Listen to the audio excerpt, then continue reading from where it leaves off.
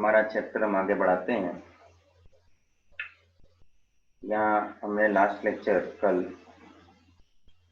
Important conclusion देखे हैं regarding set. कुछ लॉ लागू होते हैं तो वो भी हमने देखे हैं। फाइन। अब मैं सेकेंड टॉपिक जो कनेक्टेड है रिलेशंस एंड फंक्शन दोनों डिस्कशन में लेता हूं।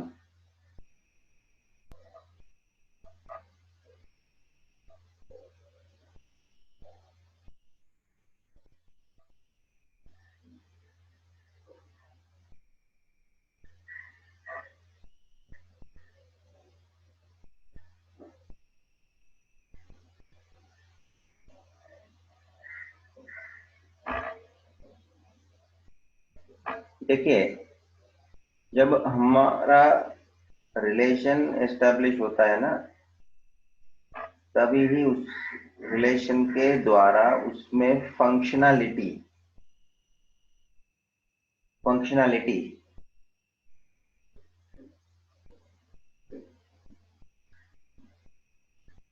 सामने दिखती है। जब तक कोई रिलेशन ही नहीं है तो वो दोनों के बीच का कोई फंक्शनैलिटी, दो चीज के बीच का कोई फंक्शनैलिटी आपको दिखने में आएगा नहीं। मतलब कि फंक्शन है तो उसका कारण ये है कि उस फंक्शन बनने के पीछे कुछ रिलेटिव चीजों की बीच का कुछ कनेक्शन है। अदरवाइज वो फंक्शन नहीं बोला जाएगा। रिलेशन होने से ही वो फंक्शन है। That is what I want to say. And therefore they are interdependent concepts. उस हिसाब से हम फंक्शन के ऊपर जाते हैं in the context of that relation. So when we say relation, तो एग्जाम्पल के द्वारा मैं एक बात बता देता हूं। समझो, रिलेशन और एक और बात, रिलेशन को मुझे बताने के लिए मैं सेट के रिप्रेजेंटेशन को यूज करूंगा। सेट के थ्रू मैं रिलेशन को यहाँ पे एग्जाम्पल के द्वारा रख रहा हूँ, तो सेट काम में आ रहा है। देखो, in short set relation function का एक लिंक बनता है। चलिए, फर्स्ट ए सेट है 1 2 3 और बी सेट है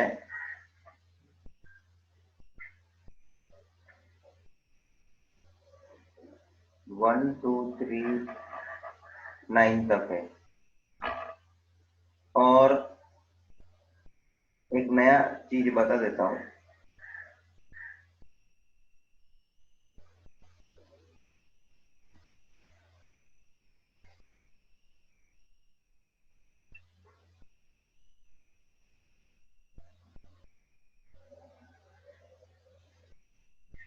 ये a मल्टीप्लाई बाय b लिखा है, ऐसा दिखता है ना आपको?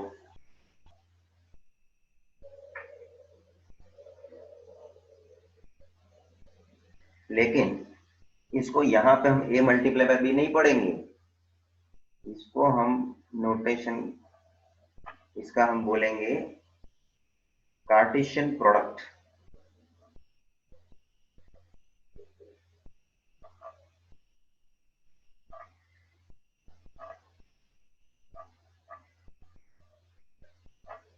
कार्टेशियन प्रोडक्ट, यहाँ ये कोई नंबर नहीं है, ये सेट के अंदर जो है वो एक प्रकार से एलिमेंट है। तो ये कोई नंबर नहीं है, यहाँ कोई वेरिएबल, यहाँ कोई उस तरह से वैल्यू नहीं है कि वो एक दूसरे से मल्टीप्लाई होने वाला है। ए और बी का मल्टीप्लीकेशन यहाँ दिखता है, वो ए और बी कौन है? क्योंकि दोनों सेट है। मगर जब आप ए इंटू बी ऐसा लिख रहे हैं, जनरली हम बोलते हैं ए इंटू बी, लेकिन उसको बोलना क्या चाहिए? Cartesian product.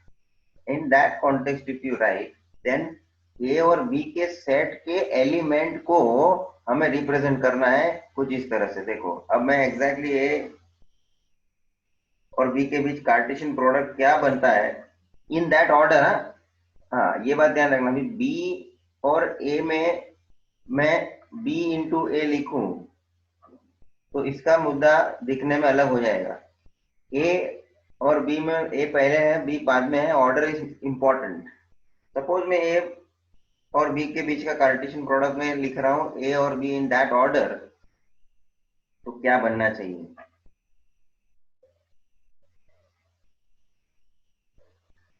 ओके, ये सेट बनेगा। सेट के अंदर 1 by 1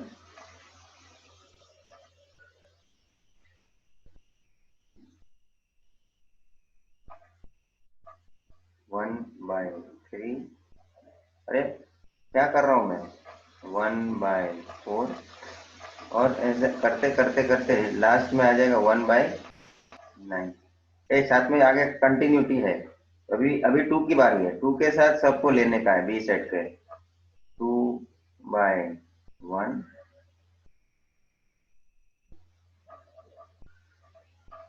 कॉमा 2/2 2/3 2/4। कहाँ तक जाएगा? 2/9। फिर 3 की बारी है। 3/1 3/2 3/3 3/4। कहाँ तक जाएगा? यहाँ खत्म हो जाएगा। अच्छा, अब मेरे को बताओ तो कितने एलिमेंट आएंगे ए बी प्रोडक्ट में? कितने एलिमेंट होंगे? डॉट डॉट डॉट को बीच का पकड़े नहीं ना, मगर वो है तो सही ना। देखने में नहीं दिखा रहा हूं मैं, मगर है तो है वो।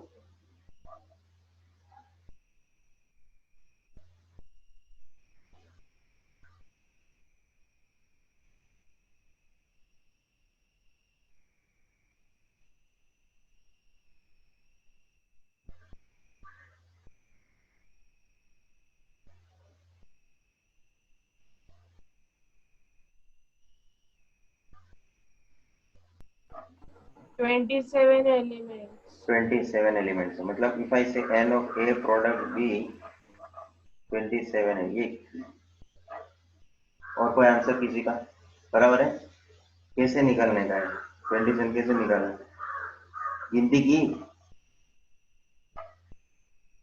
हाँ, तो कुछ लॉजिक बताइए, मेरे को भी मालूम है आप डायरेक्ट बता पाते हैं तो क्या है उसके पीछे का राज?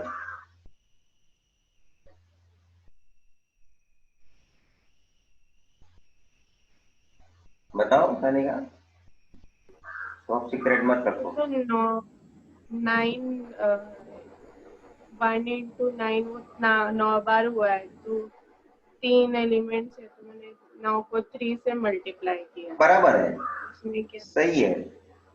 नहीं बराबर, लेकिन ये लॉजिक सबको ध्यान में आना चाहिए। मेरे को इतना आपके सामने ये पॉइंट याद रखना है कि भाई नंबर ऑफ एलिमेंट जो है ए सेट में तो फिर 3 है, number of element of B में जो है वो 9 है। तो आपको जो number of A product B चाहिए, तो number of set A multiply by number of set B करेंगे तो यू विल गेट 3 into 9 27। एक था कितने एलिमेंट मिलने हैं वो तो तुमको शॉर्टकट ये मैंने अभी दिखा दिया, वो हिसाब है। लेकिन जो कार्टेशियन प्रोडक्ट्स के एलिमेंट लिखने को बोलेंगे तो इस तरह से लिखने का है। मैंने स्टाइल समझा दिया आपको। अभी मैं आपसे पूछता हूँ, क्या तुम मुझे बी प्रोडक्ट ए लिख के बता सकते हैं? अच्छा, बी प्रोडक्ट ए का भी टोटल नंबर ऑफ एलिमेंट आएगा कितना? तो 27 ही आएगा। लेकिन लिखने का स्टाइल जो है ना उसमें थोड़ा चेंज आ जाएगा, क्योंकि पहले बी देखने का है फिर ए देखने का है। They have that way, we are writing in that order. तो अब मुझे बताओ बी सेट में पहले एलिमेंट के हिसाब से पहला 1 है, 1 into 1 1 into 2, फिर ए का देखने का 1 into 3, खत्म हो गया यहाँ पे। फिर 2 into 1 2 into 2 2 into 3, फिर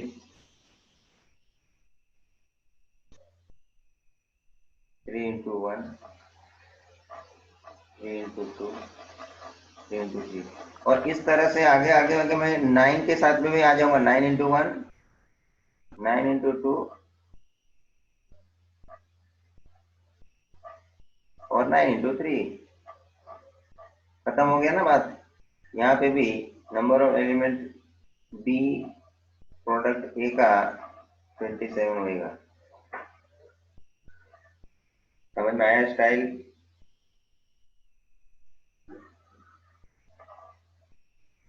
नोट नोट ए, पहला A product B not equal to B product A. आप जरा देखो दोनों सेट को, यह है बी प्रोडक्ट ए का सेट और यह है ए प्रोडक्ट बी का सेट। कुछ एलिमेंट सेम दिखेंगे लेकिन सब एलिमेंट सेम नहीं दिखेंगे। अभी समझ लो 1/4 का एलिमेंट यहाँ पे है, ये यहाँ पे है क्या? तो नहीं है। मतलब इस एक का मैंने हाईलाइट कर दिया, समझ गए चाहते हैं आप। एक ही ये एक एलिमेंट का भी डिफरेंस है तो पूरा सेट डिफरेंस है, ये मानने में आ जाएगा। मतलब कभी भी अभी जनरल समझ लें, ए प्रोडक्ट बी का जो आएगा आपको सेट और वो बी प्रोडक्ट ए का आपका आएगा, वो दोनों सेम नहीं होएगा। एक नोट के तौर पे बात डिस्क्लोज होती है। एंड एक नोट मैंने ऊपर जो कि लिखवा दिया है वही मुद्दा मैं लिखवा रहा हूँ वापस से। नंबर ऑफ एलिमेंट जो ढूंढना है वो ए प्रोडक्ट बी में या बी प्रोडक्ट ए के हिसाब से जो भी आप ढूंढते हो, in that number of element in set A और number of element in set B आप मल्टीप्लाई करोगे तो you will get that number of element in A product B और बी प्रोडक्ट ए जो भी आप ढूंढ रहे हो।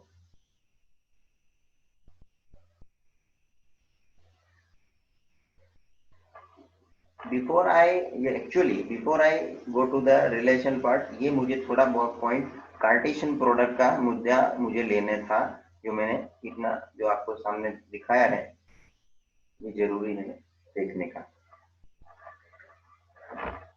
तो हम क्या कर रहे हैं, कार्टेशियन प्रोडक्ट के ऊपर से अपने को क्या इंटरप्रिटेशन बैठता है। इतना करने का कोई ये बात डिफिकल्ट नहीं है, लेकिन इसके ऊपर से क्या समझदारी जनरेट होनी है, ये मेन आप कंक्लूजन पे आओ।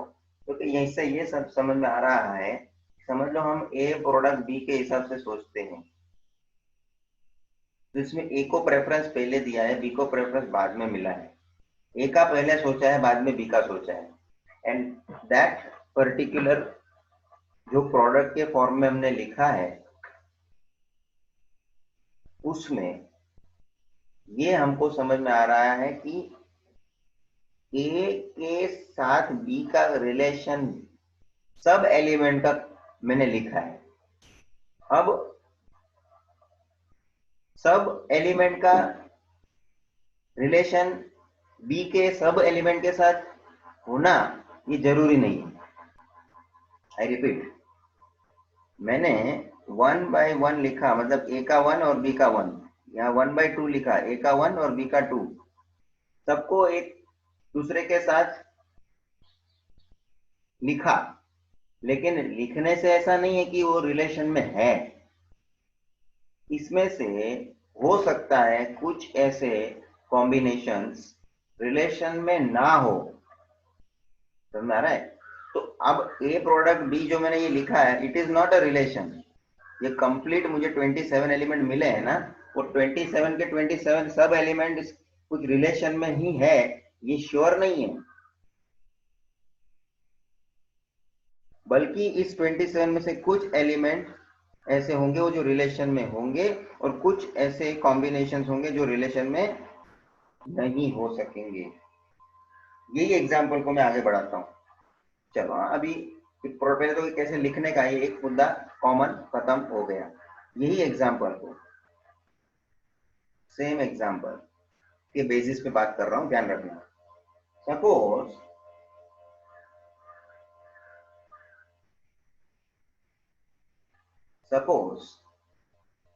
ए सेट जो मेरे लिए है डोमेन और बी सेट जो मेरे लिए है कोडोमेन। क्योंकि मैं ए से बी की तरफ जा रहा हूँ, ये ध्यान रखना। How I am going A to B, मतलब ए प्रोडक्ट बी को ध्यान में रखने का है, समझ लेना बराबर से, ए से बी के तरफ आगे बढ़ने का है। तो ये तो है 1 2 3, और ये है 1 2 3 4 5 6 7 8 9। अब देखो यहां मैं 1 को रिलेट कर रहा हूं 1 से, 2 को रिलेट कर रहा हूं 4 से, और 3 को रिलेट कर रहा हूं 9 से। तो यहाँ जो मेरा रिलेशन आपको दिख रहा है, 1 का रिलेशन 1 के साथ है, 2 का रिलेशन 4 के साथ है, 3 का रिलेशन 9 के साथ।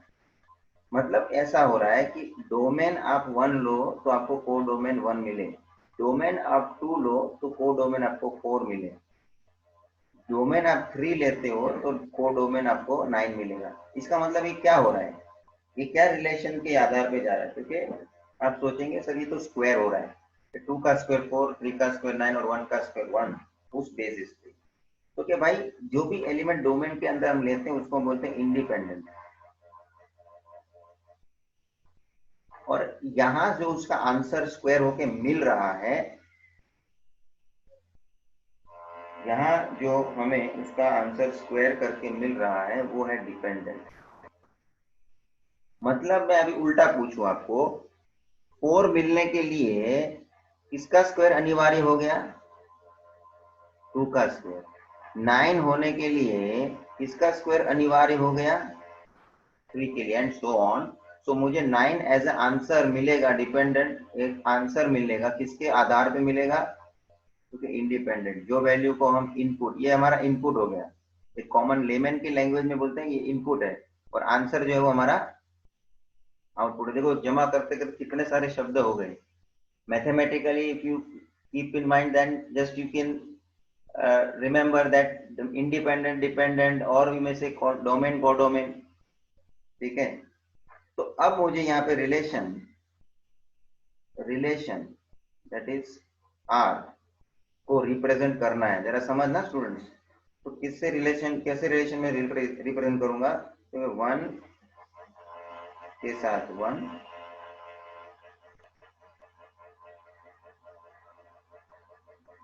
2 के साथ 4, और 3 के साथ 9। अब जरा स्टूडेंट्स, बहुत इंपॉर्टेंट बात है, ये जो आपको मिला इसके अलावा तो कुछ मिलने वाला नहीं है। मतलब मैं यहाँ ये पूछ रहा हूँ, क्या 1 का रिलेशन 2 के साथ हुआ है क्या, तो कि नहीं। 2 का रिलेशन 3 के साथ हुआ है क्या, तो कि नहीं। 3 का रिलेशन 5 के साथ हुआ है क्या, तो कि नहीं, एंड सो ऑन। ऐसे बहुत सारे मैं ऐसा बता सकता हूँ कि जिनके साथ रिलेशन नहीं हुआ है। अब जरा ऊपर आता हूँ, ए प्रोडक्ट बी जो हमने निकाला, ये मल्टीप्लाई किया ना, एक बात और ध्यान रखना, कॉमा भी कर सकते हैं, 1,1 1,2, तो आपको अलग नहीं लगेगा, कॉमा बेटर है। तो आप देखो ए प्रोडक्ट बी में 1,1 ये एलिमेंट नीचे है मेरे पास, फिर 2,4 ये रहा 2,4, वो भी नीचे है, और 3,9 3,9 वो भी है। मतलब ये बोलने का प्रयत्न कर रहा हूं मैं कि सभी ये ऑर्डर्ड पेयर है, जो ये इसको हम ऑर्डर्ड पेयर भी बोलते हैं, सभी ऑर्डर्ड पेयर रिलेशन नहीं बने। 27 के 20 मैंने यहाँ देखो बॉक्स बनाया था, ये वाला स्टेप देखो, 27 में से 3 ही ऐसे हुए जो रिलेशन बने, बाकी के नहीं बने। समझ में आ रहा है। तो as per our relation what we have established, इसके आधार पे कुछ एलिमेंट का कुछ के साथ जो है रिलेशन बना है, बाकी के साथ नहीं बना है। और समझ लीजिए ए सेट के एलिमेंट को हम एक्स लेते हैं और बी सेट के एलिमेंट को हम वाई लेते हैं, तो यहाँ जो है relation y is equal to x square हो रहा है कि नहीं हो रहा है। वाई हमको मिल रहा है, वाई मतलब समझो ये 1 मिला, 1 मिला किसके स्क्वायर करने से, 1 के स्क्वायर। तो वाई ढूंढना है तो x के स्क्वायर के हिसाब से 1 का स्क्वायर करो 1। वैसे अभी x के जगह पे आप फिर 2 रखो, x के जगह पे आप अभी 3 रखो। इसको हम ऐसे भी लिख सकते हैं f of x is equal to x square. और स्टूडेंट इस पे आपको मैं कंक्लूड कर देता हूं कि ये आपका फंक्शन हो गया। तो कि अब जाके ये फंक्शन का मैथमेटिकल फॉर्म आपके सामने दिखा है। आप जब तक ये डेरिवेटिव में फंक्शन लेके आप डेरिवेटिव निकालते हो व्हाटएवर, छोटा मोटा फंक्शन का एग्जांपल लो, मैं बड़ा बड़ा कोई फंक्शन की बात नहीं कर रहा हूँ, बेसिक की बात कर रहा हूँ। वो फंक्शन यहाँ ये इस तरह के रिलेशन के द्वारा आया है। जब तक ये रिलेशन नहीं तब तक वो फंक्शन को डिस्क्राइब करना मुश्किल है।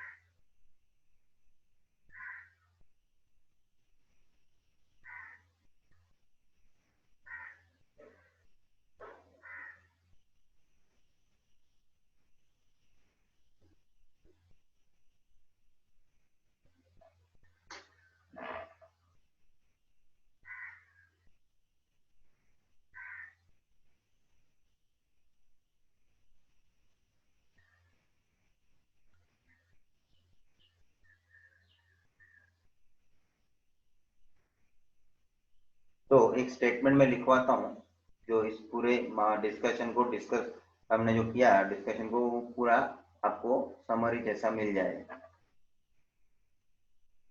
लिखो, if a and b are two non empty sets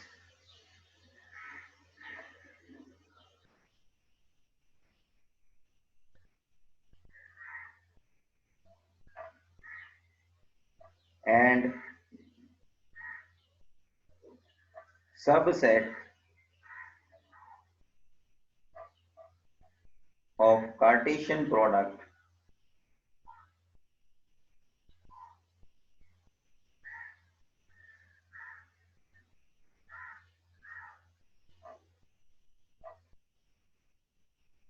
जो हमने ये प्रोडक्ट भी इस करके लिखा है, इसको हम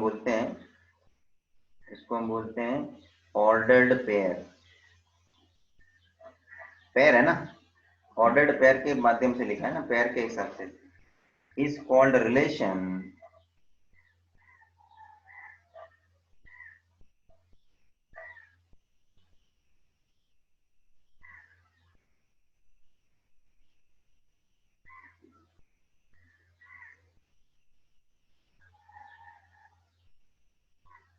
उसके लिए एक और शब्द वापर सकते हैं, करस्पॉन्डेंस।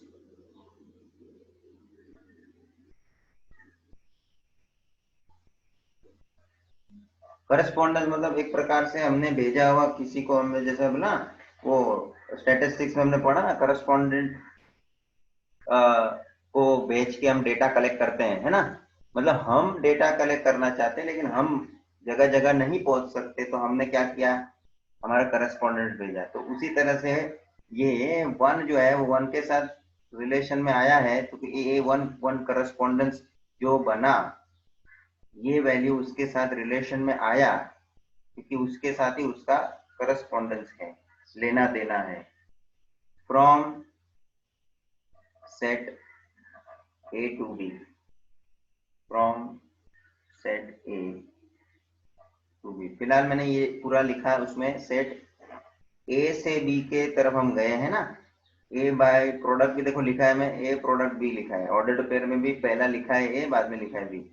ये चीज आप उल्टा भी हिसाब देख सकते हैं, लेकिन वो पूरा आपको एग्जाम्पल बनाना पड़ता है कि भाई बी से ए तरफ की तरफ जाएंगे तो भी वो हो सकता है। जैसे कि मैं उल्टा ही एग्जाम्पल इसका ले लूं, है ना, बी पूरा ए के जगह पे आ जाएगा और ए के बी के जगह पे ए चला जाएगा, तो वो क्या रिलेशन बनेगा मालूम है ना, स्क्वायर रूट का रिलेशन बन जाएगा। सादा एग्जाम्पल लिया इसलिए आप लोग दोनों तरफ से समझ सकते हैं, तो उसका रिलेशन उसका स्क्वायर रूट का बनेगा। दैट में भी ये इनवर्स रिलेशन भी में से अभी वो आएगा आगे, अपन टाइप ऑफ रिलेशन वगैरह में फंक्शन के अंदर। चलिए आगे, इतना लिखा ये statement.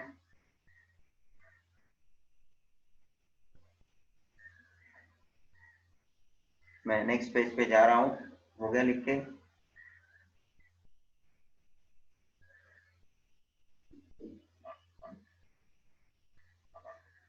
Hence,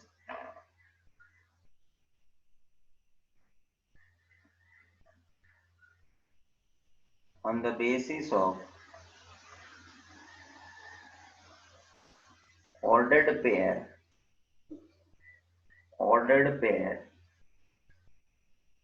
that is the related element.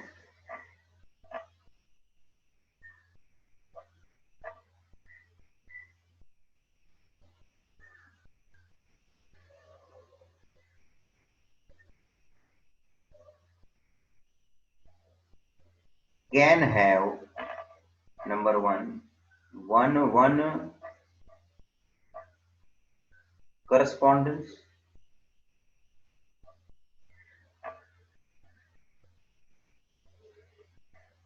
हम इसको मैपिंग भी बोलते हैं, एक शब्द वन मैपिंग, और सेकंड इट में भी मैनी वन,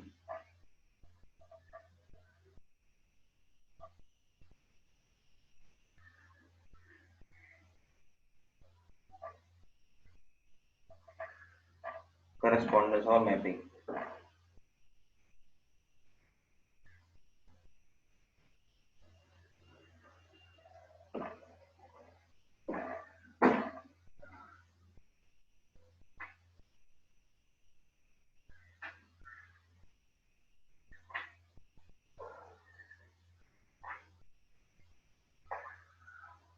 अब मैपिंग का अरे मतलब ये वन का मतलब क्या है? क्योंकि एक एलिमेंट का एक एलिमेंट से ही रिलेशन है,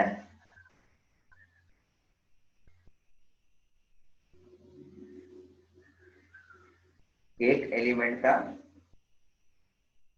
एक एलिमेंट के साथ ही रिलेशन है, को हम बोलेंगे वन मैपिंग और वन करस्पॉन्डेंस।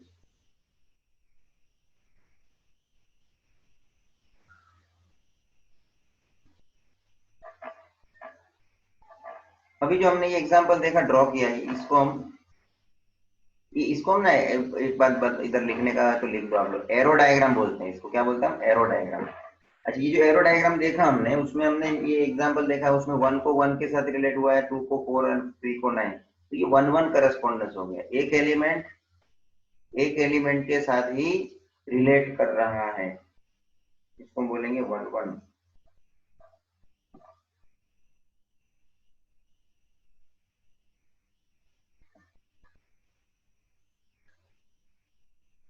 अब हम एग्जांपल देखते हैं मेनी वन। देखो वन का एग्जांपल प्रीवियसली देख लिया हमने, मैं यहाँ पे नहीं लेता हूँ previous example, that was regarding one, that is done. Many one का क्या हो जाएगा? मिनी वन का कुछ इस तरह से देखो, मैं आपको बता देता हूँ, -1 1 2 -2 और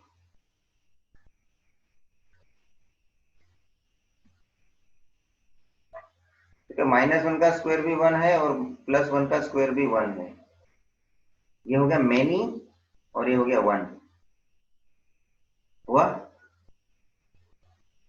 2 का स्क्वायर 4 भी है और -2 का स्क्वायर भी 4 है, मेनी 1 हुआ। तो this is an example of many one. रफली आप मेंशन कर दो,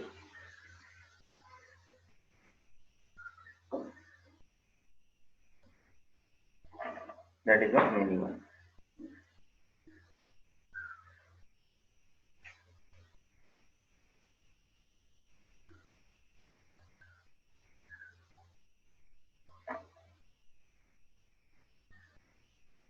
चलिए अब मैं डिफाइन करता हूं फंक्शन, क्योंकि मैंने फंक्शन आगे के एग्जांपल में और इसमें मैंने डिफाइन करके बता भी दिया है। देखो ना, y is equal to x square और यू में से f of x is equal to x square, दोनों एक ही होता है।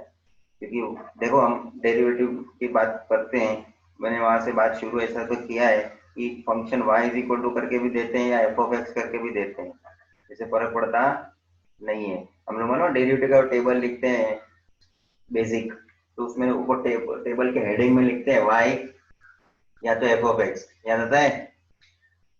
ये भाई आप लोगों ने सब किया हुआ, इसलिए मैं एग्जाम्पल को रिलेट कर रहा हूं जो आप लोगों ने जो यहाँ यूज किया ऑलरेडी। और आप लोग वो डेरिवेटिव लिखते थे तो वो dy बाई डी एक्स और एफ डैश एक्स दूसरे कॉलम के हेडिंग में लिखते थे कि नहीं? तो this is Y you represent as a function और F of X you represent as a function. मेरे दोनों का मतलब समझने के लिए सेम ही है, खाली रिप्रेजेंटेशन का तरीका हमारा नोटेशन का अलग है। Now important definition of function. Let A and B are two non-empty sets.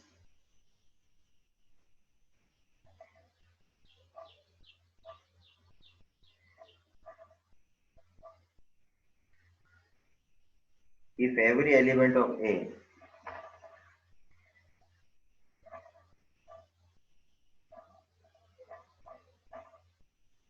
is related to, ध्यान से समझ के लिखना, एवरी एलिमेंट बोला है, underline, is related to a unique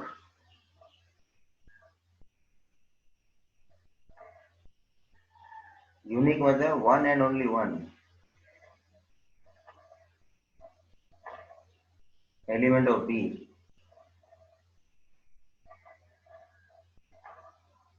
then such a relation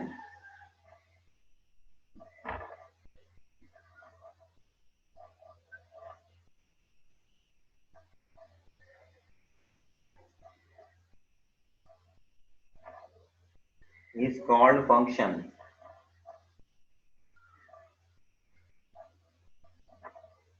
from A to B.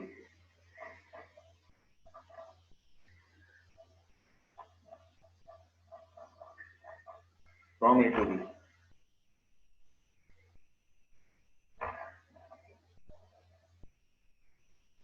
और ऊपर मैंने टाइप का स्पेसिफिकेशन किया है, ये भी मुद्दा है उसके साथ जुड़ा हुआ है, लिख लो।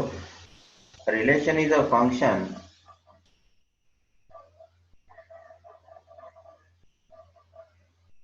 if and only if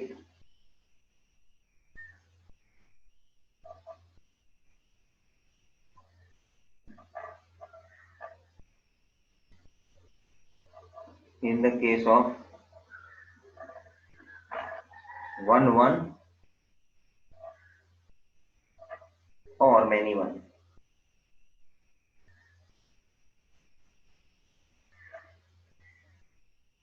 बराबर, ये ध्यान में रखना। इसलिए ऊपर हमने स्पेसिफिकली जो दो टाइप मेंशन किए 1 1 और many 1, they are going to become a function and they will be going to satisfy this definition।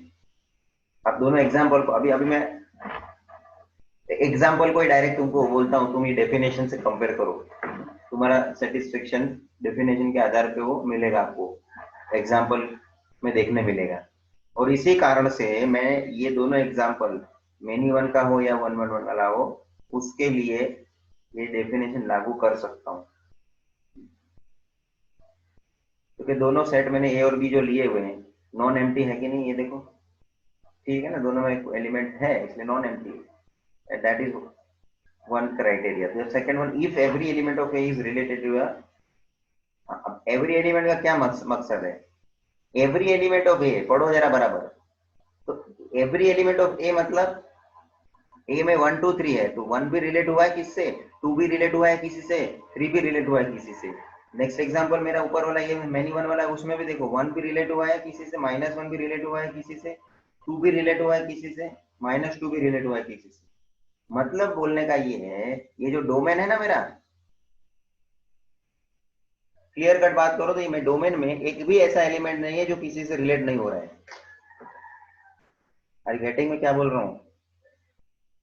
ऐसा कुछ दिख रहा है क्या कि जय भाई 1 2 3 4, 1 किसी से रिलेट हुआ, 2 किसी से हुआ, 3 1, 4 नहीं हुआ। अब 4 नहीं हुआ तो यहाँ डोमेन में एक ऐसा एलिमेंट बचता है ना कि जो किसी से रिलेट नहीं हो रहा है। डेफिनेशन में क्या लिखा है? every element of A is related to a unique one and only one element of B, then such है। ये मुद्दा है एवरी एलिमेंट का, मैंने जो अभी डिस्कस किया है। And therefore we can say कि हमने जो दोनों एग्जांपल लिए they are satisfying our definition as a function. चलिए अब जो है आगे मैं बढ़ता हूं, एक मुद्दा और इससे जोड़ रहा हूं। लिखने का जो ढंग है ना, थोड़ा वो भी समझ लो। कुछ अपने हिसाब से लिखते हैं वो एक बात होती है, थोड़ा मैथमेटिकल भी लिखने का एक स्टाइल है, वो स्टाइल भी आप लोग जरा ध्यान में लो, आपको भी थोड़ा डिफरेंट लुक मिलेगा आपको। तो इफ एफ फंक्शन के लिए लोग सिर्फ एफ लिख के छोड़ते हैं। F is a function from set A to set B, A to B है ये सब, ये पहले है, order is important. We write, देखो कैसे लिखने का सिस्टम है। F is a function A to B के लिए ए एरो बी ऐसा कर रहे हैं हम, और हम ऐसा भी लिख सकते हैं ए टू बी फंक्शन है ए सेट का बी सेट के साथ, और they are related in the function. F उसके एरो के ऊपर लिखा है, और लिखना है तो नीचे लिख लो, आपको मालूम है A is a domain, B is a codomain of that function.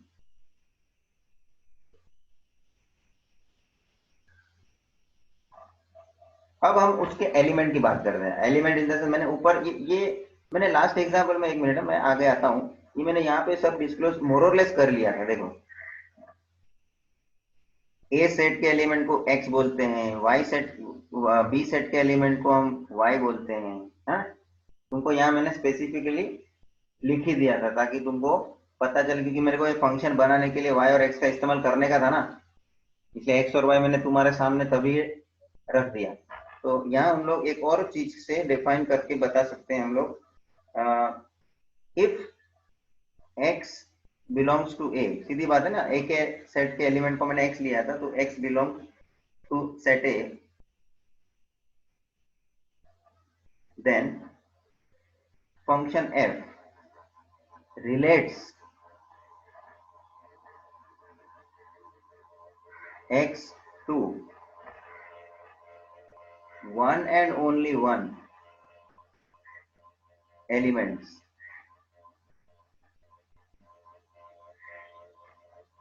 say that is y of set b। ये भी एक फंक्शन, ये भी एक वो ऊपर का डेफिनेशन में का एक्सप्लेनेशन दे रहा है आपको, ये स्टेटमेंट भी डेफिनेशन में से ही, ये आपसे आपके साथ मैं बात कर रहा हूँ उसके बेसिस पे। वी राइट एज, इसको हम कैसे लिखेंगे? ओके, एक फंक्शन है जो जिसके अंदर हम x एलिमेंट का रिलेशन y के साथ जोड़ा रहे हैं, और ऊपर वाला सिस्टम से आप लिखा तो कैसे लिखेंगे? x is related to y, they are having in the relation and they becomes function, or one more method is there, or we may also may mention like this। देखो आप x और y, मैंने ऐसा bracket में लिखा, इसको हम बोलते हैं ऑर्डर्ड पेयर। ये जो ब्रैकेट में एक साथ लिखा है ना, इसको हम लोग बोलते हैं ऑर्डर्ड पेयर। ये लेकिन मेरा डिस्कशन याद करो, सभी ऑर्डर्ड पेयर जो है वो फंक्शन बनते हैं, वो सभी रिलेशन में होते हैं नहीं है। देखो ना, ये 27 के 27 ऑर्डर्ड पेयर थे, उसमें से 3 ही फंक्शन बने थे ना, 3 ही रिलेशन में आए थे ना, तो वो 3 के द्वारा ही फंक्शन बनेगा ना। So here also I would mention that the order pair, such order pair only, where they are going to have a relation and they are only going to become a function belongs to f। खाली x, y लिख के नहीं छोड़ना है, मगर x, y तो वो वाले x, y है जो ऑर्डर पेयर में से है, जो फंक्शन बनाने के लिए काबिल है। सब ऑर्डर पेयर फंक्शन वही बना रहे हैं,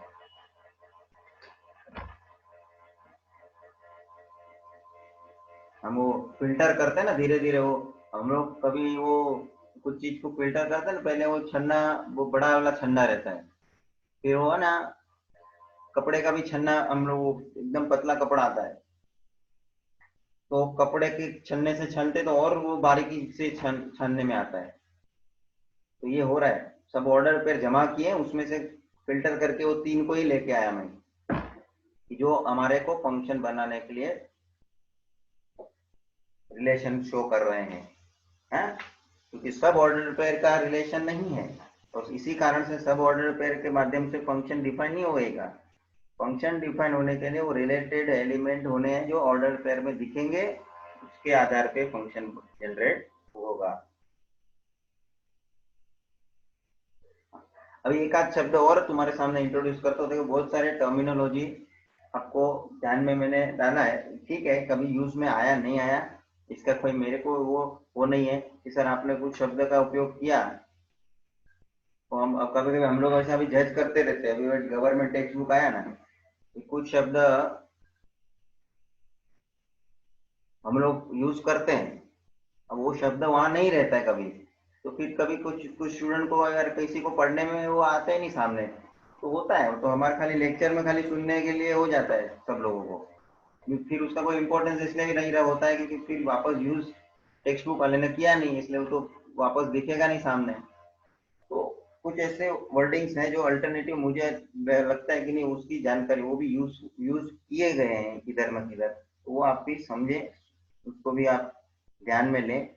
जैसे वो करस्पॉन्डेंस है, मैपिंग है वर्ड, तो अलग अलग ध्यान शब्द कभी हम लोग यूज कर दे, वी कांट से, हम लोग कोई क्वेश्चन में मैपिंग वर्ड यूज कर दे, कोई शब्द करस्पॉन्डेंस का भी यूज कर दे, तो कभी समझा मैपिंग सुने ही नहीं है तो वहां अटक जाएंगे ना।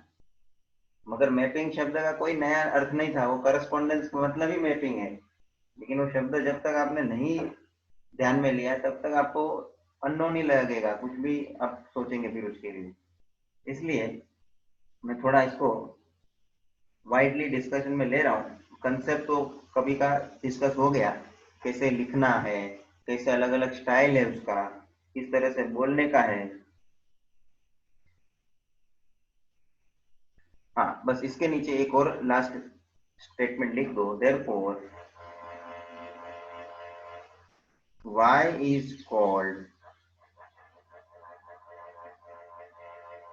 a value of a function of the function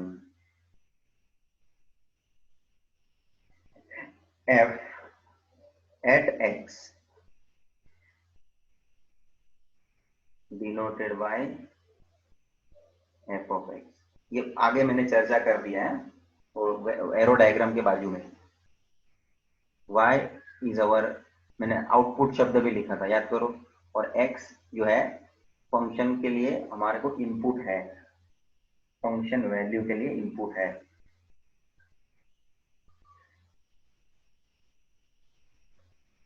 और वन मोर स्टाइल टू से y is called image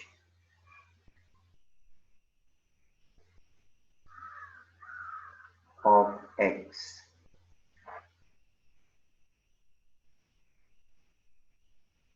under f, and x is pre-image of y। आप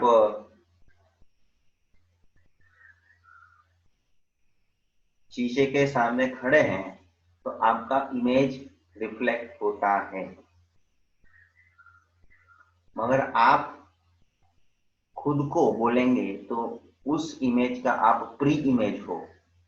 are getting? Pre image, image तो बाद में आएगा जब आदमी कोई उसके सामने खड़ा रहेगा, मतलब आउटपुट तो बाद में आएगा जब भी कुछ आप इनपुट डालेंगे। Are getting? बस शब्द का माया जाल रख रहा हूं मैं, बाकी तुम अंडरस्टैंडिंग वाइज क्लियर रहेंगे।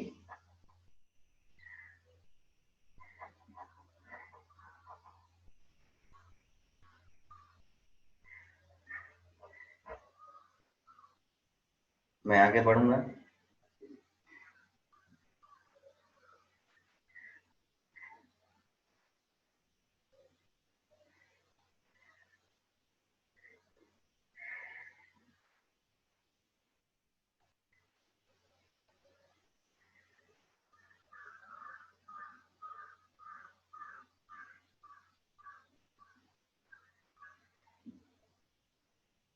यहाँ तक क्लियर है सब लोग? चलिए,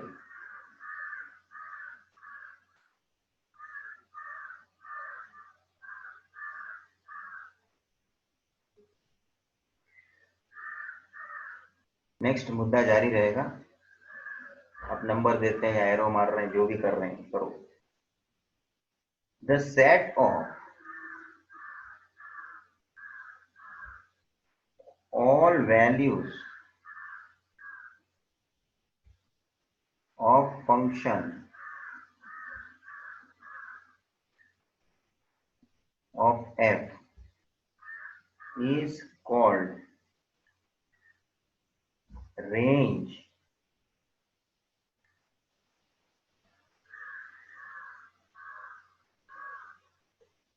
of the function f। Important शब्द यहाँ डिस्क्लोज किया है, रेंज। रेंज किसको बोलेंगे उसके बारे में बोला है। The set of all values, क्या लिखा मैंने? The set of all values. Set, उस वैल्यू को खाली लेना नहीं, उस वैल्यू के द्वारा उसका सेट बनाना है। खाली वैल्यू बोलो और उस वैल्यू को सेट में लिख के बोलो, फर्क है था थोड़ा। उसको सेट में लिखा है हमने, सेट एक कलेक्टिवली हमने लिखा है, कलेक्टिव वे से हमने लिखा है, उसको हम सेट बोलते हैं ना।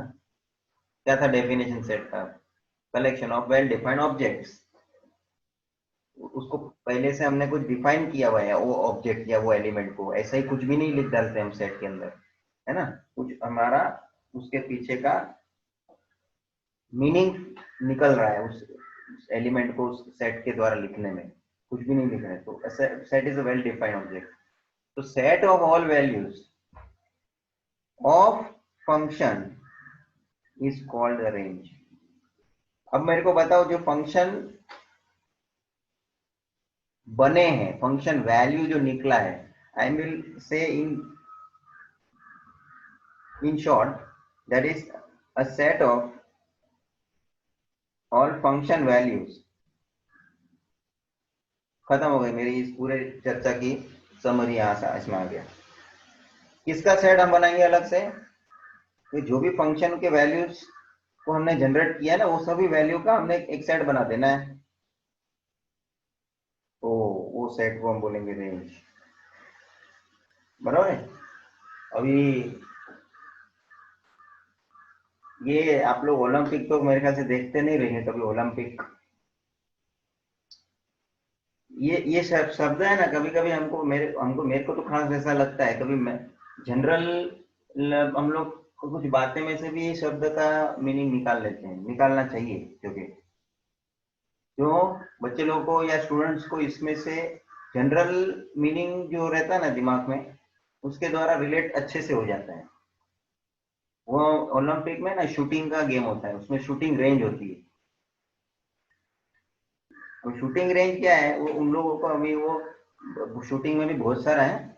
कुछ बड़ा मैदान होता है, उसमें वो कुछ उन लोग वो ऑब्जेक्ट फेंकते हैं और वो दूर से राइफल से शूट करना रहता है। वो भी उसमें भी क्या नियम है मेरे को तो मालूम नहीं, मगर हम खाली देखने के लिए देख लेते थे। कभी आया टीवी में तो पहले वो रिपीट रिपीट बताते रहते थे पहले के टाइम में। वो डीडी स्पोर्ट्स होता था, डीडी स्पोर्ट्स में सब रिपीट प्रोग्राम बताते रहते थे। अच्छा, मेरे को वहां बोलने का मतलब है कि शूटिंग रेंज होती है, मतलब जितना मेरा शूटिंग का एक दायरा है, लिमिट है, उसको हम उन लोग उसको रेंज बोलते हैं, शूटिंग रेंज। तो मेरा जो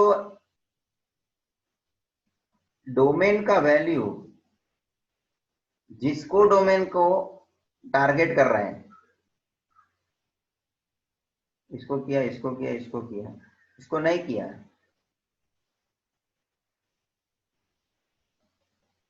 यहाँ 3 वैल्यू है,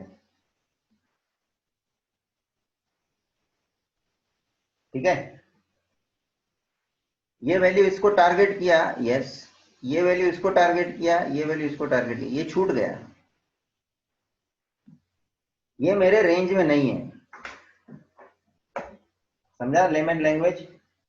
वो मेरे रेंज में नहीं आया।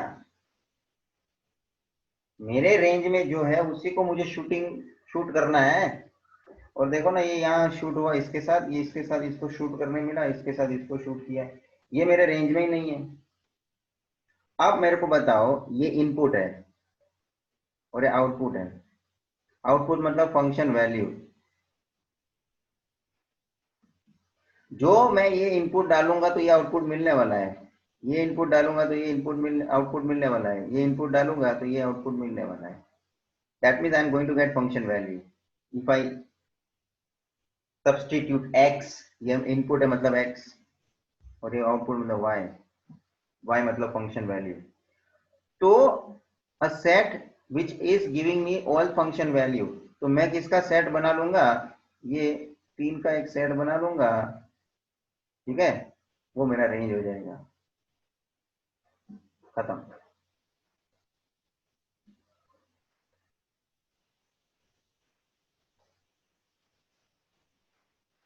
अब आप, आपको मैं पूछता हूं, कोई मेरे को जवाब देना बराबर से समझ के। What is the difference between codomain and range?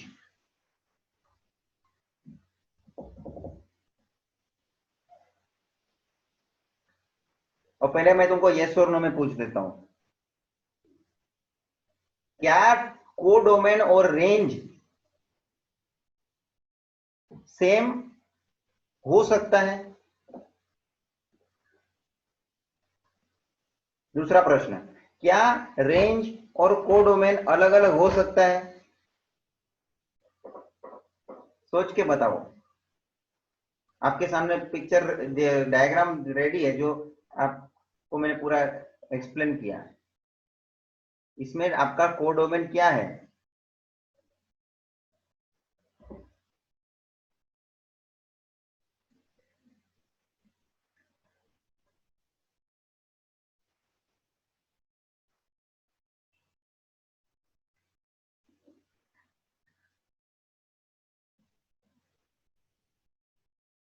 ये ए है सेट, ये बी है। ए सेट डोमेन है, बी सेट कोडोमेन है। कोडोमेन में 4 एलिमेंट है, मैंने यहाँ लिखे हैं, देख लो। तो कोडोमेन में 4 एलिमेंट है, रेंज में 3 एलिमेंट है। क्या हुआ, नतीजा क्या हुआ? सेम नहीं है। नहीं है, राइट है। अब सोचिए, मेरा दूसरा प्रश्न ये भी था, क्या कोडोमेन और रेंज सेम हो सकता है क्या? ये एग्जांपल मैंने जबरदस्ती ऐसा किया कि इसमें कोडोमेन और रेंज सेम नहीं है। कुछ ऐसे एग्जांपल की बात करो जिसमें सोच लो ये नहीं होता, ये एलिमेंट नहीं होता, तो मेरा कोडोमेन और रेंज सेम बनता।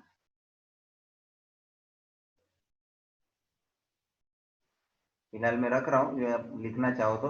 मेरे को एग्जैक्ट एलिमेंट के द्वारा एग्जांपल लेना है, डोंट वरी। खाली चित्र चित्र कर रहा हूँ मैं ज्यादा, खाली अंडरस्टैंडिंग पॉइंट ऑफ व्यू। तो यहाँ मैं लिख रहा हूँ नोट के माध्यम से, जो आपने रेंज समझ लिया है ना अभी, रेंज का डेफिनेशन आप समझ लिए हो, तो अब मैं उसको आगे कंपैरेटिवली लिख रहा हूँ, रेंज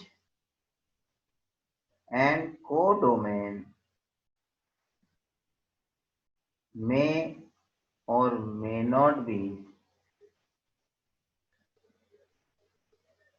सेम या equal.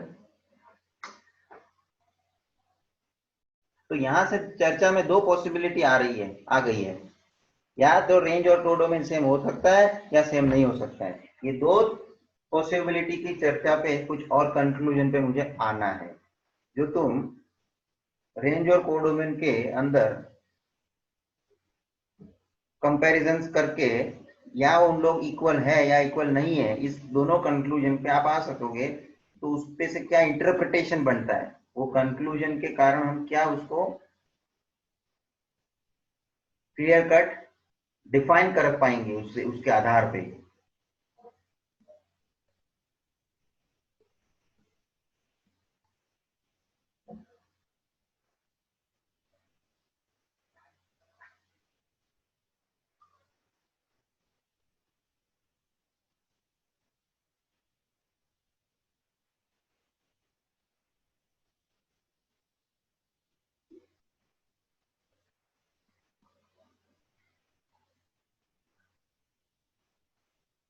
Bye ji.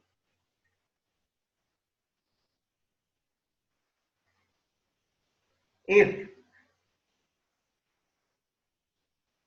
range is equal to the codomain equal,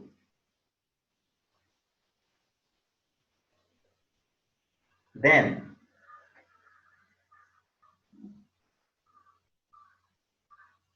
f मतलब सिंपली आप मतलब function f is called on to, नया शब्द आ रहा देख लो, on to function. Onto की कैटेगरी का फंक्शन बनेगा, ऐसा डिफाइन होगा कभी range is equal to codomain. और उल्टा केस हो गया, if range is not equal to codomain, then f is called into function. हाँ, क्या बोला, into function, onto into,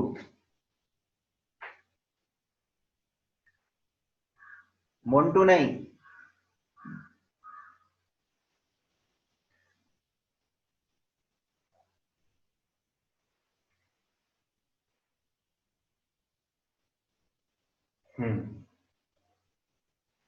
अभी ध्यान में रखना स्टूडेंट, रिपीट करता हूं, ऑन टू और इनटू में ये जो दो बाइफरकेशन हो हमने किया, ये किसके बेसिस पे किया, रेंज और कोडोमेन के बेसिस पे। आगे हमने टाइप्स में देखा कि एक है वन वन और एक मेनी वन। वापस आता हूं जरा प्रीवियस पॉइंट पे, वन वन और मेनी वन, ये जो है वो रिलेशन के आधार पे टाइप नक्की करते हैं हम। समझ में आ रहा है कि डोमेन और कोडोमेन के बीच का क्या रिलेशन है, वो मैपिंग मतलब उसके आधार पे, करस्पॉन्डेंस के आधार पे हम नक्की करते हैं वन वन है या मेनी वन है। मगर ऑन टू और इनटू का जो हमने बाइफरकेशन देखा, वो किसके आधार पे देखा, उसके रेंज और उसके कोडोमेन के आधार पे। ये दोनों को आप माइंड में सेपरेट रखना, मिक्स नहीं होने देना या कंफ्यूजन का कारण नहीं बनने देना। उसका डिस्कशन अलग हिसाब का था, उसका हमारा जो conclusion one one many one का जो आया वो अपने जगह पे है। इधर अपना डिस्कशन रेंज और कोडोमेन के बीच का जो आया उसके अंदर हमारा इंटरप्रिटेशन ऑन टू इनटू का अलग नजरिए से लेना है। समझ में आ रहा है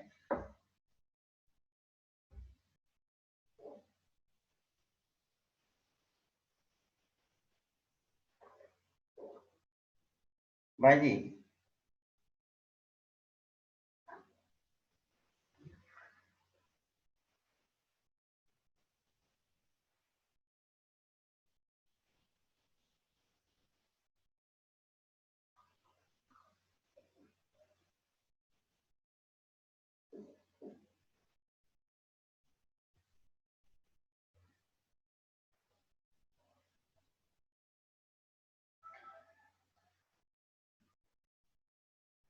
मैं एग्जाम्पल लेता हूं।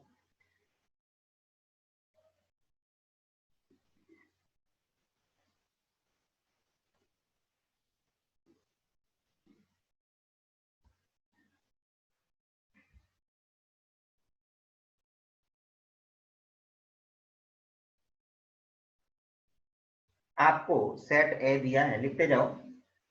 ए बी सी और सेट बी दिया है 1 2 3 और आपको फंक्शन डिफाइन करके दिया है कि भाई हमारा जो फंक्शन है ऑर्डर्ड पेयर उसके हैं ए के साथ 1 सॉरी ए के साथ 2 कुछ भी लो, यहाँ ऐसे तो अंधा नहीं, ए का मतलब मालूम नहीं क्या है, मगर जो दिया है उस सिचुएशन पर चर्चा करने का है अपने को उस नजरिए से कि अभी अपन ने जो थियरी कंप्लीट किया उसके आधार पे आप मेरे को बताइए क्या कंक्लूजन इसके लिए ले सकते हो। ये एग्जाम्पल के लिए मैं किसी को भी पूछता हूँ।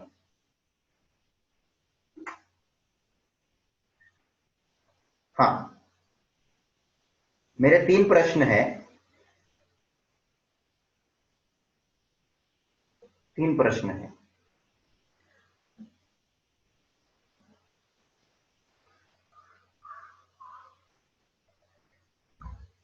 मुझे रेंज बताइए। दूसरा प्रश्न है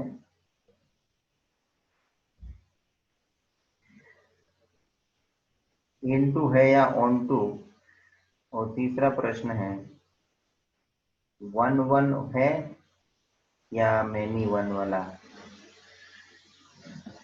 मैं तुम्हारे से ये 3 प्रश्न के जवाब इसमें से चाहता हूं, आप इंटरप्रेट करें, शांति से समझो।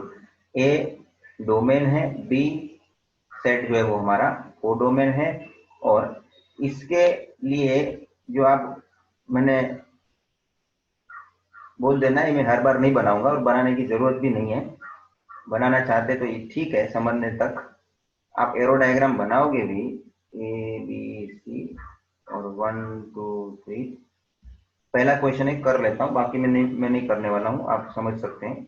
ए को किससे रिलेट किया है 2 के साथ, बी को किससे रिलेट किया है 1 के साथ, सी को किससे रिलेट किया है 3 के साथ। इससे थोड़ा जजमेंट मिलने के लिए मैं बनाया हूँ, बाकी अब मैं चाहूंगा आप ओरली जजमेंट ले पाओ विदाउट डायग्राम, इनफ है, आप समझ जाते हो तो without diagram also.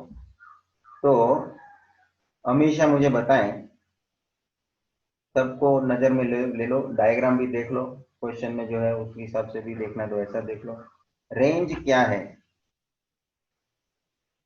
Range ABC range बोलो। ABC ए बी सी गलत जवाब है। देखो रेंज का वापस डेफिनेशन पे आओ, यहाँ मैंने रेंज के लिए पीछे गया मेरा, हाँ नेक्स्ट प्रीवियस पेज पे आता हूँ, I think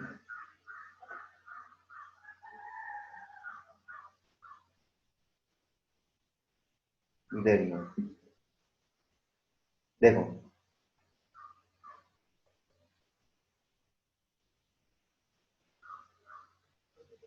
a set of, a set है हमेशा सेट, अ सेट मतलब वो इंग्लिश का अ है,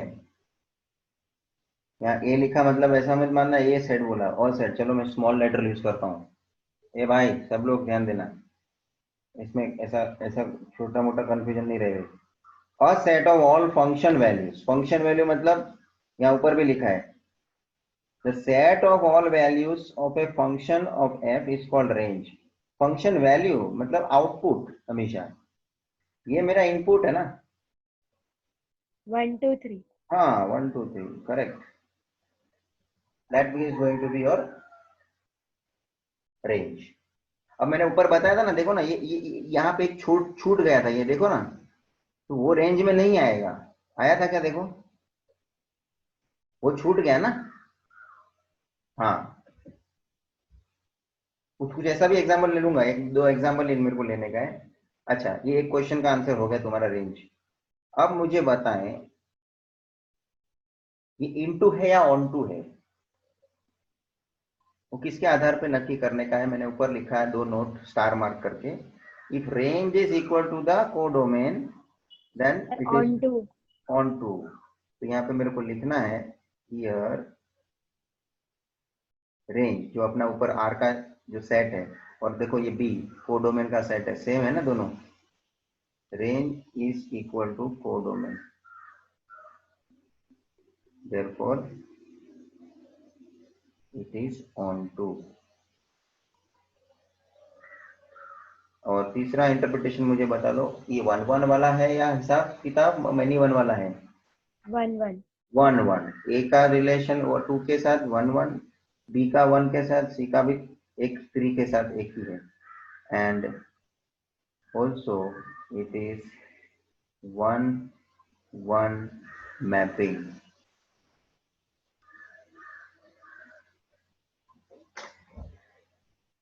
अच्छा, एक एग्जांपल में ऐसा लेता हूं, मुझे दूसरा एग्जांपल लेना है, ऐसे ही बाय बेसिस पे ले रहा हूं, आप मुझे बताएं।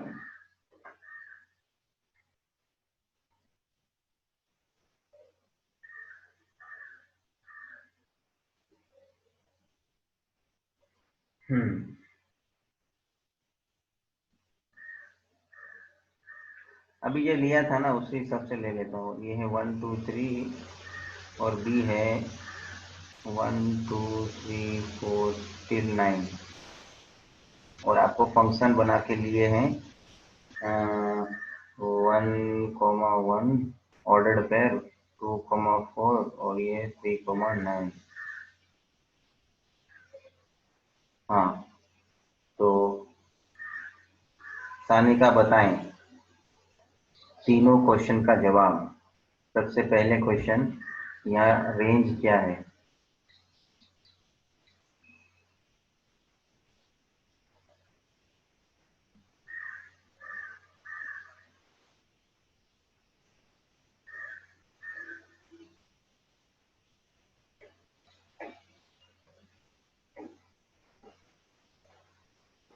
One two three 1 2 3।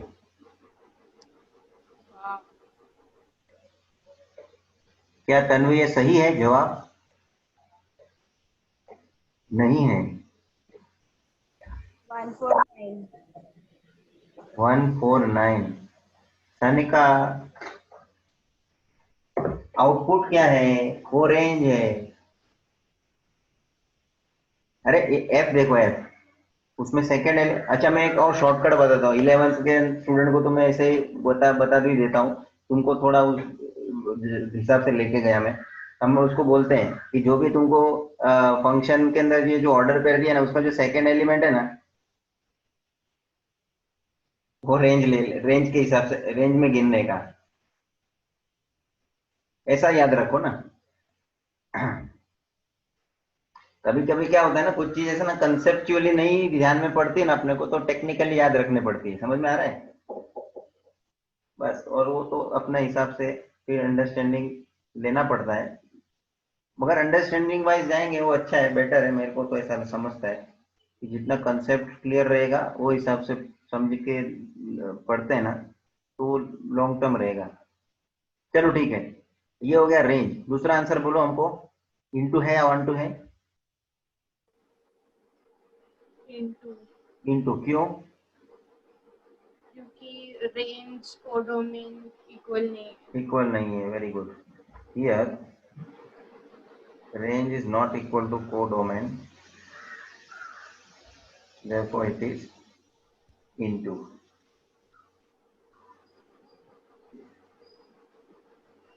फंक्शन। और उसके बाद ये 1 1 है या मैनी 1 है? 1 1 ऑल्सो इट इज 1 1 मैपिंग। खत्म। या आप 3 इंटरप्रिटेशन ले पाते हैं बराबर से, तो आप कंसेप्ट प्रॉपरली समझ में आया है आपको। और ठीक है, इस पे मेरे पास तो अभी है नहीं फिलहाल। एक छोटे छोटे ऐसे क्वेश्चंस पूछते हैं कि फंक्शन एग्जिस्ट है कि नहीं है, ऐसा हमें एग्जांपल दे के पूछते हैं। एग्जांपल देते हैं और पूछते हैं कैन फंक्शन इस डिफाइन होता है क्या इसमें फंक्शन?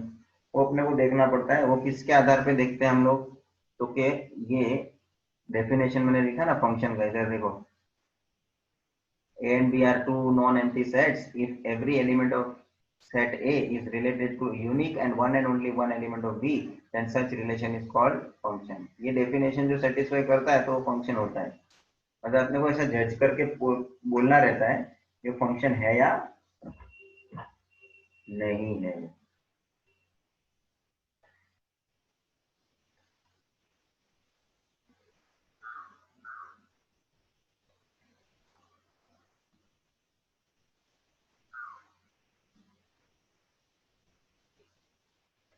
भाई साहब, अब मैं आगे बढ़ता हूँ।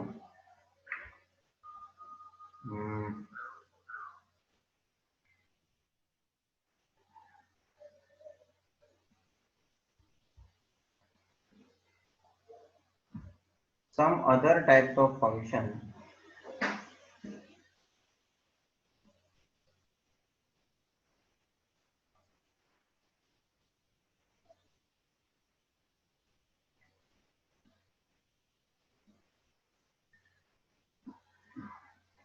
कि जिसके अंदर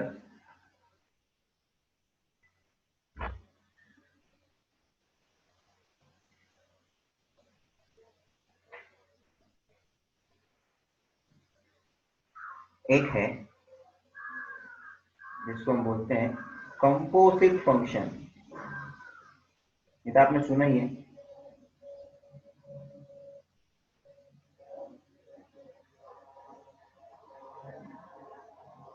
अरे डेरिवेटिव वगैरह के अंदर कंपोजिट फंक्शन का डेरिवेटिव खास आपने समझा है। उसमें कंपोजिट फंक्शन क्या है, कि function having another function, function के अंदर भी कोई फंक्शन है, ऐसे टाइप के रिप्रेजेंटेशन के हिसाब से जो फंक्शन बना है उसको हम कंपोजिट फंक्शन बोलेंगे। इसको थोड़ा हम टेक्निकली डिफाइन करते हैं, आपको भी थोड़ा समझने का मौका मिलेगा। बाकी यूजुअल अंडरस्टैंडिंग आपको मालूम है क्या है। तो समझो एक फंक्शन है f जो a टू b चलता है, a से a b का इसका रिलेशन है, एंड एक है g, हम लोग f of x g of x ऐसा सब लिखते हैं ना। तो एक फंक्शन है f, दूसरा फंक्शन है g, जो g का फंक्शन है वो b के साथ है, b का c के साथ रिलेशन में है, वो फंक्शन बना हुआ है। मतलब इधर देखो तीन सेट है a b और c, क्योंकि a का रिलेशन b के साथ है, b का रिलेशन c के साथ है, तो बताइए a का रिलेशन c के साथ होना ही है ना, तो किस तरह का होगा। that relation we define in a function which is called as composite function। then continue, the function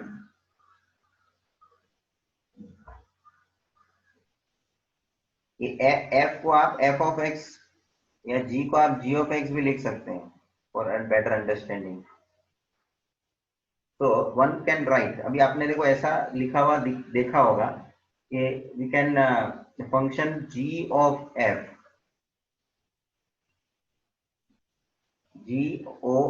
Gauff,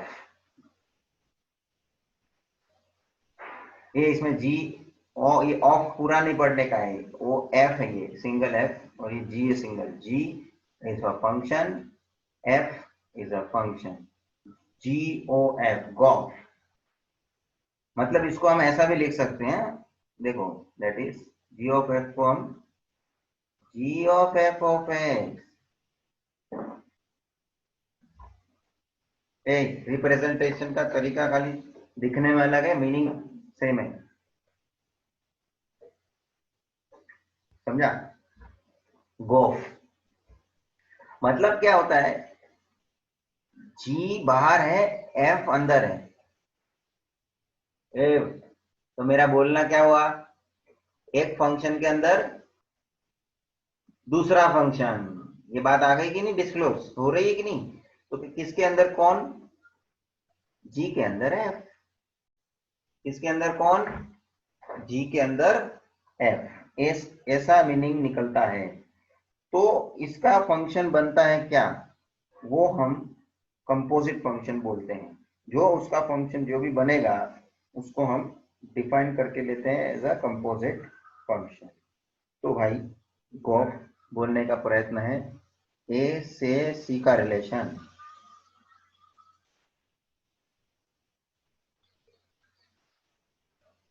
also F O ji, A fog, इसमें क्या है, इसका मतलब क्या, दैट इज करके यहाँ मैं लिखता हूं f of ji of x, मतलब क्या, बाहर एफ अंदर जी, एफ के अंदर जी, ऊपर था जी के अंदर एफ, ये अपना डिफाइन होता है सी टू ए।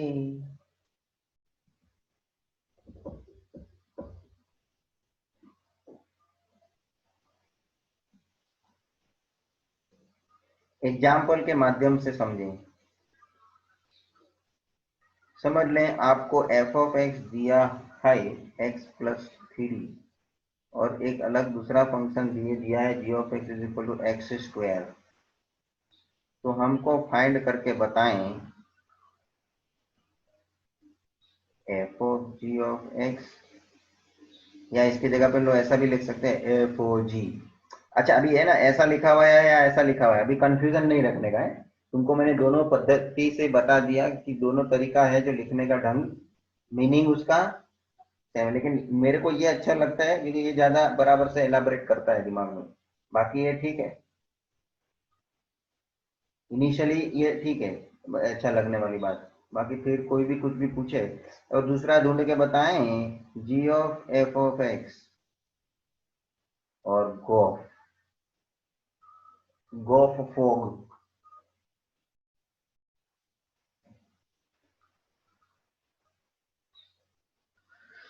तो सोल्यूशन में आइए,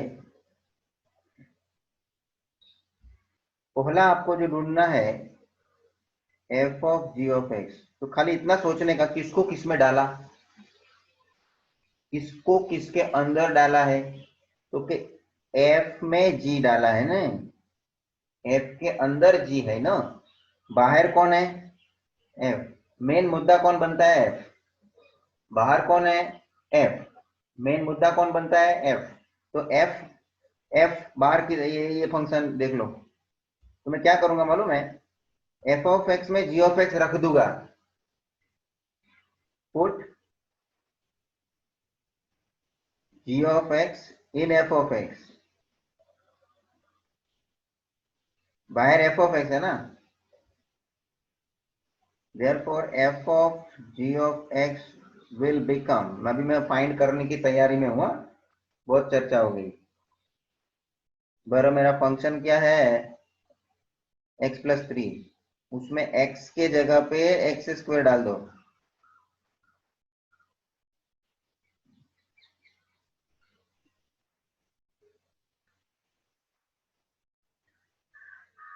दैट्स इट। x के अंदर एक्स स्क्वायर डाल दो, किसको किस में डालने का था, जी ऑफ एक्स को एफ ऑफ एक्स में डालने का है, बराबर से समझ लेना प्लीज, समझ के करने का है, ये कंफ्यूज होता है कभी इसमें। और दूसरा क्या ढूंढने का बोलता है my, G of F of X, G में एफ डालो, जी क्या है एक्स स्क्वायर, इसमें एक्स प्लस थ्री पूरा डालो, X plus three whole square, expand करो तुमको फंक्शन मिल जाएगा X square plus six X plus nine, खत्म हो गई बात। भाई जी समझा, इसको हम बोलते हैं कंपोजिट फंक्शन।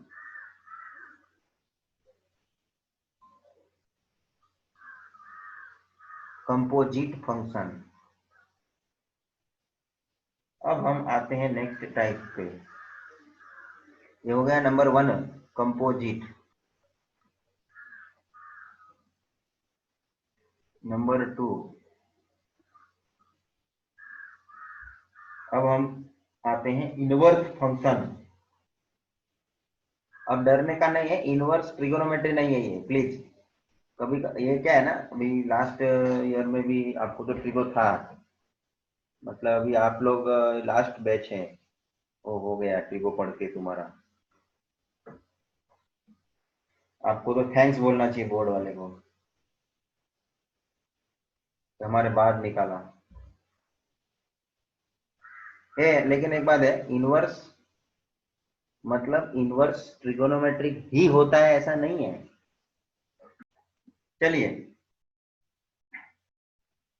तो एक है अपना इनवर्स फंक्शन, इस पे मैं आज खत्म करूंगा, ये लास्ट है अपना इनवर्स फंक्शन पे।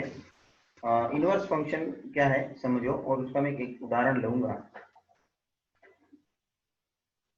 लिखो, the inverse of a function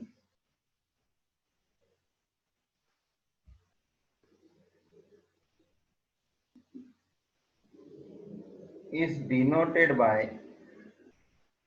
F power में -1, जिसको हम बोलते हैं F inverse.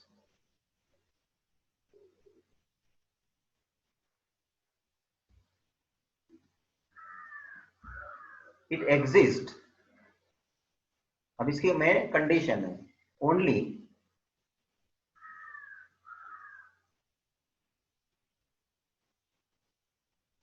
When original function f is 1 1 and onto. ये कंडीशन ध्यान में रखना। आपको कोई पूछे कि एफ इनवर्स, इनवर्स कोई भी फंक्शन का इनवर्स कभी पॉसिबल है, जब कभी एग्जिस्ट होता है, तो के जब भी उसका जो ओरिजिनल फंक्शन एफ है वो 1 1 कैटेगरी का हो और ऑन टू टाइप का हो। ठीक है, नोटेशन में इसको कैसे लिखते हैं, सिंस एफ जो है मेन ओरिजिनल फंक्शन वो ए टू बी है, ठीक है, और इसके जगह पे हम ऐसा भी मेंशन कर सकते हैं y is equal to F of x के हिसाब से, then x is equal to f inverse y। ये लिखा जो है ना, ये अच्छे से आपको समझेगा। y जो है वो एफ ऑफ एक्स है, तो हम x को डिफाइन करते हैं तो वो इनवर्स हो जाता है y के लिए।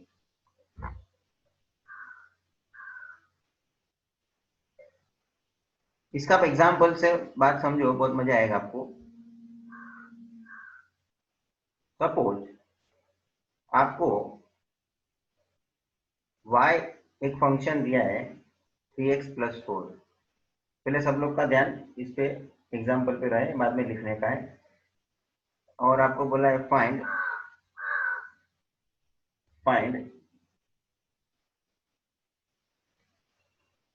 f इनवर्स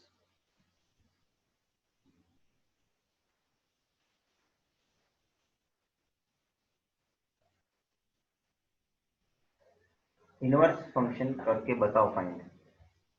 एक्चुअली y है मतलब क्या है, f ऑफ x है, समझ लेना। y मतलब ही क्या होता है, f of x। f of x is equal to ये दिया हो या y इज इक्वल टू ये दिया है, वन इन द सेम, और हम y इसके हिसाब से ले रहे हैं, ये अच्छा पड़ता है। तो अब मेरे को बताओ इसमें से ये जो y is equal to 3x + 4 दिया, इसमें से मेरे को x का वैल्यू निकाल के बताओ। तो 3x is equal to y - 4, तो 4 को उधर भेजूंगा तो y - 4 हो जाएगा, और x बनेगा y - 4 अपॉन 3, y - 4 अपॉन 3। इतना समझा आप लोग? अब मैं लिखता हूं इधर, since y is equal to F of x होता है, ठीक है, therefore x is equal to f inverse y। ये तो डेफिनेशन के हिसाब से मैंने लिखा है, देख लो इधर ऊपर लिखा था ना y is equal to F of x, तो x is equal to f inverse y, ये तो सेम लिखा है चीज। तो अब मैं क्या पूछूंगा, करने को बोलूंगा आपको, तो भाई आप जब एफ इनवर्स एक्स ढूंढना चाहते हो, है ना, तो फर्क क्या है, यहाँ पे आपके पास एफ इनवर्स वाई और आपको ढूंढना है एफ इनवर्स एक्स, खाली अंदर एक्स और वाई का ही फर्क है ना। तो आप ये एक्स की वैल्यू अंदर डाल दो, तो एफ इनवर्स एक्स क्या हो जाएगा,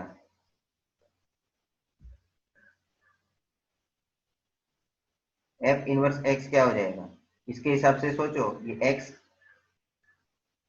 is equal to f inverse y है, तो एक्स इनवर्स एक्स हो जाएगा एक्स माइनस 4/3। कैसे पता चला, क्योंकि देखो जब यहाँ y है तो हमें खाली क्या रिप्लेस करना है, x। समझ में आया। और अब आपको वेरीफाई करना है, एक बात समझ लेना, वेरीफाई। अच्छा समझो मेरे को y इज इक्वल टू 3, ये यहाँ खत्म हो गया, एफ इनवर्स एक्स ढूंढ के हो गया मेरा, ये रेडी हो गया। अब मैं क्या वेरीफाई आपको करवा रहा हूँ, देखो y is equal to 3x+4 दिया है ना आपको। अच्छा मैं आपको पूछता हूँ, फाइंड करो y when x is equal to 3, कुछ भी लेता हूँ 3, तो y इज इक्वल टू क्या हो जाएगा, 3 × 3 + 4, तो y इज इक्वल टू क्या हो जाएगा, 9 + 4 13। मतलब ये ऐसा हो गया, जो तुम्हारा डोमेन है 3, x की वैल्यू डोमेन है ना, तो को डोमेन क्या मिला उसका 13। आप समझ रहे हैं ना मैं क्या बताने की कोशिश कर रहा हूँ। अब इनवर्स फंक्शन में क्या बात समझ में आएगी, तो क्या समझ लो मेरा y है 13, तो x मिलना चाहिए 3, उल्टा। ये में उल्टा आया कि नहीं, कैसे उल्टा, x पे से मैं y ढूंढा, x पे से मैं y ढूंढा, तो y पे से x का वैल्यू का मालूम कर सकता हूँ नहीं कर सकता हूँ। अब मैं उल्टा जाऊंगा, डायग्राम ऐसे ही बनाया आपको ध्यान में लाने के लिए। तो मुझे ये एफ इनवर्स एक्स का यूज करना पड़ेगा, x माइनस 4/3 है इसमें। अब मेरे को x ढूंढना है, y का वैल्यू 13 मालूम है, ऐसा उल्टा समझने का। तो एफ इनवर्स 13, तो x के जगह पे 13 डाला, राइट हैंड साइड में भी 13 डालो, 13 - 4 9, 9/3 आ गया 3। तो ये एफ इनवर्स 13 क्या आया, 3 आ गया कि नहीं आ गया, आप समझे कि नहीं। जो 3 में से 13 आया वो एफ ऑफ एक्स का हिसाब, लेकिन उल्टा हिसाब 13 में से 3 कैसे आया। तो 13 में से 3 लाने के लिए क्या यूज करने का है, ये वाला जो हमने ढूंढा। तो क्या ढूंढा, इनवर्स फंक्शन। इनवर्स फंक्शन मतलब उल्टा आने के लिए, फंक्शन वैल्यू में से फंक्शन ढूंढने के लिए ये जो इनवर्स फंक्शन मेरे को ढूंढना पड़ा, वो जिसके मदद से मुझको मिला आंसर। एग्जाम्पल वेरीफाई किया, वो आपको बहुत ध्यान में लेना है जो कैसे हुआ, मगर मेन इंपॉर्टेंट उससे ज्यादा है कि इनवर्स फंक्शन ढूंढा कैसे, ढूंढने को आपको आना चाहिए। सब लोग जरा देखो तो, इसमें कुछ पूछना है तो बात करो। इनवर्स फंक्शन कैसे ढूंढा, ये इंपॉर्टेंट स्टार मार्क जो किया है वो। y इज इक्वल्स टू जो फंक्शन दिया था वो, उसको में से मैंने x का वैल्यू जनरेट किया। Since y is equal to F of x है, इसलिए x is equal to f inverse y।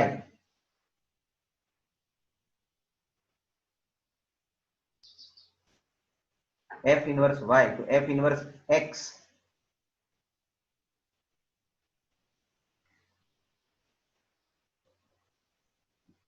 तो के हाईलाइट कर देता हूँ, आपको भी मजा आएगा देखने को। x y के जगह पे x आ गया, बाहर तो एफ इनवर्स ही है ना, एफ इनवर्स ही है ना, अंदर y के जगह पे यहाँ x आया। तो x क्या है मेरा, पूरा ये झमेला, वो इसमें मैंने सब्स्टिट्यूट कर दिया।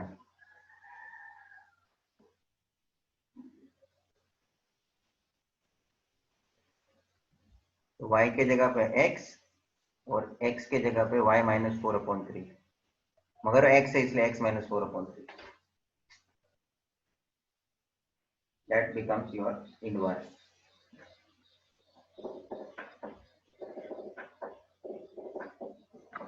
समझ में आया। एक उदाहरण देके छोड़ता हूं मैं। सपोज आपको दिया एफ ऑफ एक्स, क्या आप y लो, f of x is equal to, you have given 2x, find बोलता है वही एफ इनवर्स फाइंड करके बताने का है। तो सबसे पहले मैं क्या करूंगा, consider F of x is equal to 2x है ना, उसको मैं कंसीडर करूंगा y is equal to 2x, y is equal to 2x, और इसमें मैं लेके आऊंगा x की value, that will become y upon 2, that will become y upon 2। अब सिंस अब आप इधर लिखेंगे कि एफ इनवर्स x निकालने का है अपने को, तो क्या हो जाएगा x अपॉन 2, सीधा मैं डायरेक्टली कर रहा हूं, देख लो y के जगह पे x लिखा, कांस्टेंट अपॉन में तो 2 ही रहेगा। ये डायरेक्टली आया, नहीं डायरेक्टली नहीं करना है तो आप ऐसा कर सकते हैं, जैसे जैसे मैंने लास्ट उसमें किया कि जैसे ये दो स्टेप मैंने लिखा y is equals to F of x है, यहां से मैं करता हूँ, देखो सिंस ये डायरेक्ट आंसर लाया मैं, सिंस y इज इक्वल आगे करके लेने का y is equal F of x, तो ये हो जाएगा तुम्हारा x is equal to Y inverse F inverse y, F inverse y। अभी आप एफ इनवर्स x ढूंढना चाहते हो, तो y के जगह पे मैंने x रखा बराबर, और सामने x है उसके जगह पे x अपॉन 2, आ गया ना वही आंसर। समझा सिस्टम? ऐसा इनवर्स ढूंढने, इनवर्स फंक्शन निकालने के क्वेश्चंस पूछ सकते हैं, इसलिए ये थोड़ा तुमको प्रैक्टिस के लिए 2-3 क्वेश्चन दिया, ये आप ध्यान में लेना। तो here I am concluding, okay. तो यहाँ हम खत्म करते हैं आज का लेक्चर। Thank you.